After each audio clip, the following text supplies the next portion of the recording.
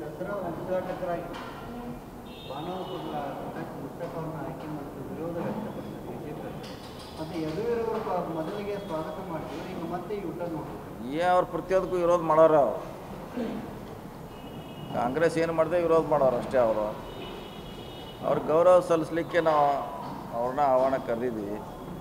ಹಿಂದೆ ಭಾಳಷ್ಟು ವಿದ್ವಾಂಸರನ್ನು,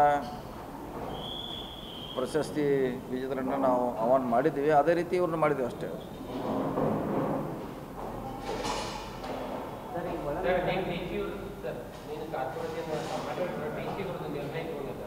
ಅದೇ ನೋಡೋಣ, ನಾನು ಅವ್ರ ಡಿ ಸಿ ಅವ್ರ ಜೊತೆ ಮಾತಾಡ್ತೇವೆ.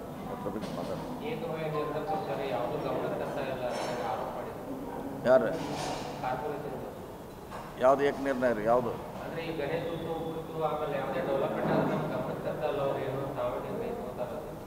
ಹಾಗೇನಿಲ್ಲ. ಹಾಗೆ ನಾವು ಇವ್ರು ತೊಗೊಳ್ಳೋಂಥದ್ದು ಏನಿದೆ, ರೆಸೊಲ್ಯೂಷನ್ ಪಾಸ್ ಮಾಡೋರು ಅವರು.